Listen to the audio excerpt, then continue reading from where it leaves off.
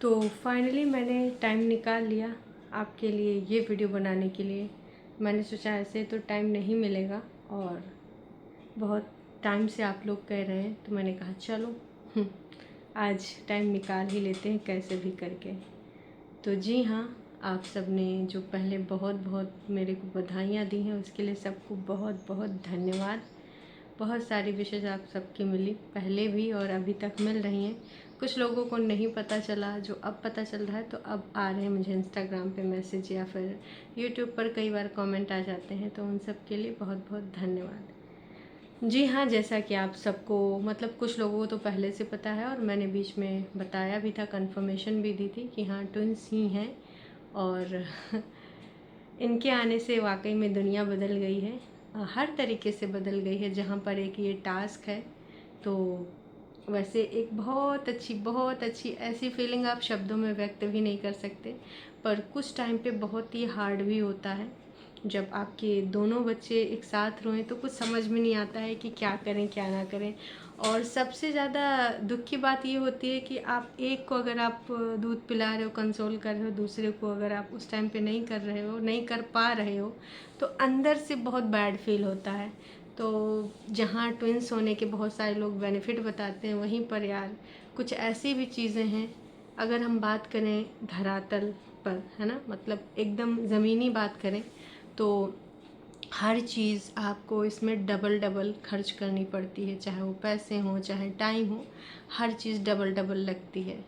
तो मैं आपको बस ये बताना चाहूँगी कि वैसे तो मेरी जो ड्यू डेट 25 अप्रैल की थी वो प्री मेच्योर हो गए और काफ़ी टाइम पहले आ गए, 28 वीक पे ही हो गए, तो जिसकी वजह से हमें उनको एनआईसीयू में रखना पड़ा। एनआईसीयू वाली जो जर्नी थी ना, और वो पहले पैदा क्यों हो गए वो भी मैं आपको शेयर करना चाहूँगी, हो सकता है किसी को हेल्प मिले। एक्चुअली में वाटर लीक की समस्या हो गई थी रात में 12:30 और 1 के बीच में, तो हमें डॉक्टर के पास जाना पड़ा। डॉक्टर ने पहले बहुत कोशिश करी, इंजेक्शन लगाए, लेकिन फिर उससे कुछ फ़ायदा नहीं हुआ क्योंकि वो चाह रहे थे जितना ज़्यादा होल्ड हो सके इसको हम होल्ड कर लें एक आध वीक के लिए, पर वो पॉसिबल नहीं हो पाया।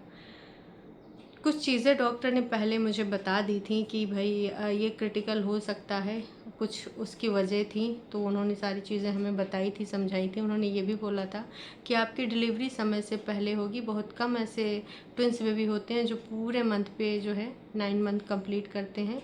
7 मंथ या 8 मंथ में कई बार आपकी डिलीवरी हो जाती है। तो इसके लिए मैं और मतलब हम तैयार थे कि हाँ कुछ ऐसा हो सकता है, हमारी तैयारियाँ भी शुरू हो गई थी, लेकिन इतनी जल्दी हो जाएगा 28 वीक पे ये हमने नहीं सोचा था। और उसके बाद लाइफ हमारी जो बदलती है उसको मैं शब्दों में बयान नहीं कर सकती। आपको जो डॉक्टर्स बोलें वो पूरा पूरा फॉलो करो। अगर डॉक्टर्स आपको बोलते हैं कि आपको रेस्ट करना चाहिए तो आप रेस्ट करो। मतलब कभी किसी के उसमें ना हो कि फलाने के साथ ऐसा हुआ, ढिमकाने के साथ ऐसा हुआ, वो भी प्रेग्नेंट थे, उन्होंने तो ऐसे पूरे मंथ काम किया। आपको अपने डॉक्टर के हिसाब से चलना चाहिए, ये बहुत ज़्यादा ज़रूरी है क्योंकि हर किसी की प्रेगनेंसी अलग होती है, हर किसी की जर्नी अलग होती है, हर किसी की बॉडी भी अलग होती है। तो वहाँ पर आपको अपने, मैं नहीं कहूँगी अपने बड़े बुजुर्गों की बातें ना माने, पर हाँ ऑफ कोर्स अगर आप एक डॉक्टर्स के साथ में चल रहे हैं, सारी चीज़ें उनके हिसाब से कर रहे हैं, तो इस चीज़ में भी आपको डॉक्टर के हिसाब से आना चाहिए, मानना चाहिए। तो फ़िलहाल ये 2.5 महीने बहुत टफ़ रहे। अभी तो खैर दोनों बच्चे मेरे घर आ चुके हैं। पहले मैं बताना चाहूँगी ये जिसको लेकर बहुत ज़्यादा कन्फ्यूजन है लोगों में कि भाई ट्विंस हैं तो जेंडर रिवील आपने क्यों नहीं किया। हाँ, तो बेटा और बेटी दोनों हैं और मेरी बेटी बहुत पहले मतलब डिस्चार्ज हो चुकी थी। जो वाटर लीक हुआ था वो मेरे बेटे का ही हुआ था, तो उसके साथ बहुत सारे इश्यूज़ हो गए, हेल्थ इश्यूज़ हो गए, जिससे उसको रिकवर करने में काफ़ी टाइम लगा। और बीच बीच में ना कई बार ऐसा वाला टाइम आया, मतलब वो शब्दों में बयान नहीं किया जा सकता है और आप में से समझ सकते हो। मतलब सभी लोग माँ तो हैं ही हैं।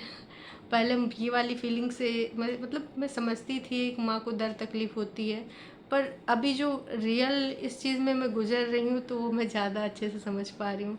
तो कई कई दिन मतलब जब कुछ नया सुनने को मिलता था कि आज ये इम्प्रूवमेंट तो हुआ है लेकिन ये चीज़ नहीं है, आज पता चली है, बहुत बैड फील होता था, बहुत बैड, क्योंकि भाई बहुत छोटे बच्चे थे, बहुत छोटे, अभी भी छोटे हैं, बट हाँ अब काफ़ी हद तक निकल आए हैं चीज़ों में। तो बस मैं यही कहूँगी कि कभी भी आप लापरवाही मत करो, जो डॉक्टर बोले उनके हिसाब से ही चलो। बाकी ट्विंस में तो ये होता है कि भाई अर्ली डिलीवरी हो ही जाती है, प्रीमेच्योर के बहुत सारे केसेस आते हैं। और एनआईसीयू में जो मैं रही हूँ ना, तो वहाँ मेरे जैसे और भी मॉम्स थे, कुछ ट्विंस के भी थे, कुछ ऐसे ही मतलब जिनका बच्चा अर्ली डिलीवर हो गया। तो उनसे काफ़ी बातचीत हुई, उनके भी दुख को हमने समझा। ये देखो ब्रेक लगाना पड़ेगा, बेबी जग चुका है। मैं आपसे फिर से मिलती हूँ। हाँ जी, तो ब्रेक के बाद फिर से मैं आ चुकी हूँ। तो हम कहाँ थे? हाँ जी, मैं ये बोल रही थी कि वहाँ पे जो मॉम्स थे ना, जितनी भी मॉम्स थी, सबकी स्थिति एक दूसरे से ज़्यादा अलग नहीं थी, बस थोड़ा थोड़ा अलग थी। पर जीवन में ना ये वाला टाइम अभी तक का जो भी मेरी लाइफ रही है सबसे कठिन था। और सबसे कठिन उसके बाद तब लगने लगा जब एक बेबी मेरा डिस्चार्ज हो गया और एक बेबी हॉस्पिटल में था। वो टाइम सबसे ज़्यादा हार्ड था, क्योंकि यहाँ पर मैं दिन में आती थी, कई बार रात में बेटे के पास चली जाती थी, और केएमसी के लिए जाना पड़ता था। और जब वहाँ होती थी तो यहाँ के लिए दिल का चोटता था कि बेटी को मैं छोड़ के आई हूँ। और मतलब यहाँ होती थी तो ये लगता था एनआईसीयू कॉल करके अपडेट लेना। मतलब कई बार तो मैं एक एक घंटे पे एनआईसीयू कॉल कर लेती थी, शायद वो लोग भी इरिटेट होते रहे होंगे, पर दिल नहीं मानता था। तो ये सारी चीज़ें होती हैं। और मतलब वो शब्द मैं कैसे आपको बयां करूं, मुझे शब्द या फिर शब्दावली नहीं मिल पा रही है। जो चीज़ें मैं जिन चीज़ों से निकल रही थी, एक तरफ मैं अपने आप को स्ट्रांग भी दिखा रही थी, एक तरफ होता है ना कि तमाम चीज़ें चल रही होती हैं और चीज़ें हैंडल भी करनी होती हैं, क्योंकि ऑफ कोर्स हैंडल करनी ही है सिचुएशन जो चल रही है, वहाँ पर आपको स्ट्रांग बन के दिखाना होता है। तो मेरे भी टाँके लगे हुए थे, लेकिन तीसरे दिन से ही मुझे इधर उधर हॉस्पिटल आना जाना, और 2-2 3-3 घंटे के लिए मुझे बैठना पड़ रहा था केएमसी के लिए। तो बहुत सारी चीज़ें थी, बहुत सारी चीज़ें थी, तो समझ सकते हो आप लोग। और बहुत सारी चीज़ें और भी हैं जो ऑफ कोर्स वो मेरी बहुत पर्सनल हैं। इतना मुझे लगा कि आपको बताना चाहिए। फ़िलहाल दोनों बच्चे मेरे पास हैं और टाइम कैसे बीत जाता है फिर पता नहीं चलता है। जहाँ मेरे डेकोरेशन का सामान लगा हुआ था, वहाँ पर आजकल आपकी ज़िंदगी में बस 2-3 चीज़ें रह जाती हैं, है ना। आपका जो भी बच्चे का टाइमिंग है वो, है ना, उसको कब कौन सी मेडिसिन्स क्या होते हैं, वो सारे मल्टीविटामिन्स होते हैं, सप्लीमेंट होते हैं, वो सारी देनी होती है ना। और डाइपर और बेबी, ये मतलब एक अच्छी फीलिंग तो आती है, लेकिन सबसे ज़्यादा टफ़ टाइम होता है रात का। ऑफ कोर्स कई बार हम सारी चीज़ें कलेक्ट करते हैं, डॉक्टर भी हमें एडवाइस करते हैं, और आजकल तो बहुत सारी नॉलेज मिल जा रही है, तमाम डॉक्टर्स के पेजेस हैं, तो वहाँ से आपको जानकारी मिल जाती है कि ऐसे रोने का ये मतलब होता, वैसे रोने का वो मतलब होता। पर भाई साहब जब बेबी रोते हैं ना, तब कोई मतलब समझ में नहीं आता, बस ये समझ में आता है हे ईश्वर बस चुप करा दे बाबा रे बाबा। खासकर 2:30 बजे के बाद जब सिलसिला शुरू होता है, तब बहुत ज़्यादा वो टफ टाइम होता है। पर कहते हैं ना, मतलब कहीं ना कहीं हमें अपनी मम्मियों की भी वैल्यू बहुत ज़्यादा रियलाइज़ हो जाती है जब आप खुद माँ बनते हो। क्योंकि कभी ना कभी ये डायलॉग तो हर मम्मी बोलती है ना, जब खुद पैदा करोगे तो समझ में आएगा। तो वाकई में इसमें तो लॉजिक है और समझ में भी आता है। जहाँ पे बहुत अच्छी फीलिंग आती है, वहीं पर तमाम तरह के चैलेंजेस भी आते हैं, और वो चैलेंजेस मैं लेकर अभी चल रही हूँ बहुत अच्छे से। और होपफुली मैं आगे भी कंटिन्यू करूँगी ये सारी चीज़ें, हर चीज़ में सामंजस्य बिठाने की कोशिश कर रही हूँ। और इस दौरान कई बार मेरा मनोबल बहुत ज़्यादा डाउन हुआ, मतलब ब्रेकडाउन समझ लो हो जाता था। तो जहाँ पर वाईटी पे हमारे कुछ ऐसे मित्र हैं, ठीक है, बहुत सारे लोगों को मैं जानती हूँ, लेकिन बहुत सारे लोगों से वो फील नहीं आता, वो कनेक्शन नहीं होता। जैसे कुछ लोगों से कभी कभार हाय हेलो या फिर लाइव में ही होता है, पर कुछ लोगों से एक स्पेशल कनेक्शन होता है। तो वहाँ पर आपको पता चलता है भाई साहब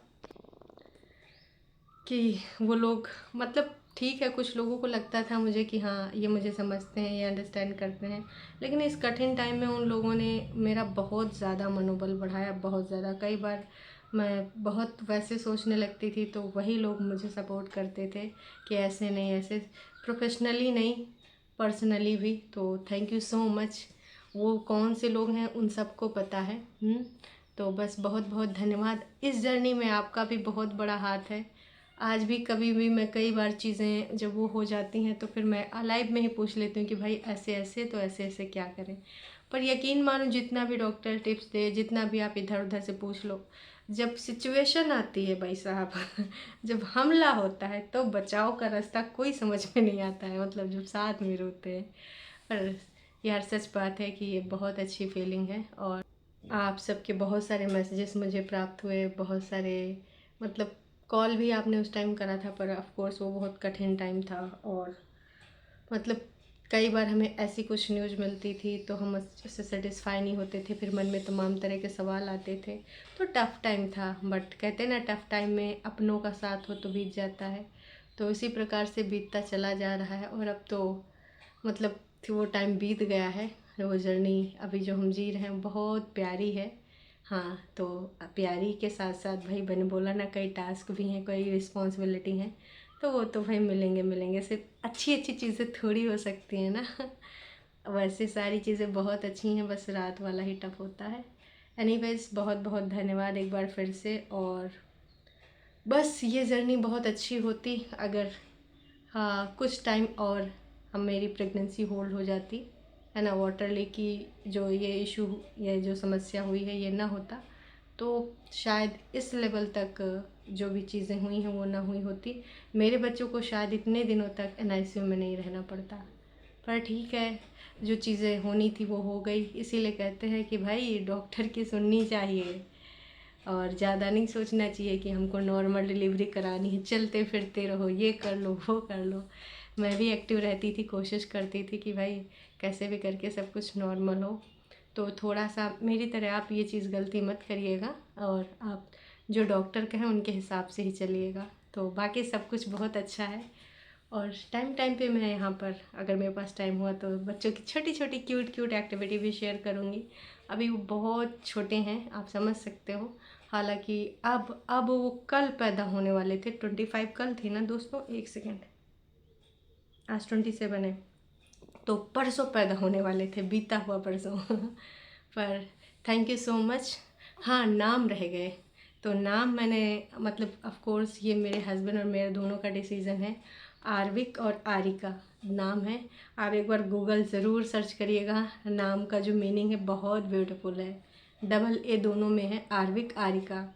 और चलो फिर मिलते हैं। बहुत सारी चीज़ें हैं जो मैं भूल गई हूँ, या फिर बहुत सारी ऐसी चीज़ें हैं जो मैं सोचती थी ये भी शेयर करूँगी, क्यूट क्यूट चीज़ें हरदम रखूँगी, और जब भी बड़े होंगे ताकि देखें। तो चलो, बाकी फिर मिलते हैं।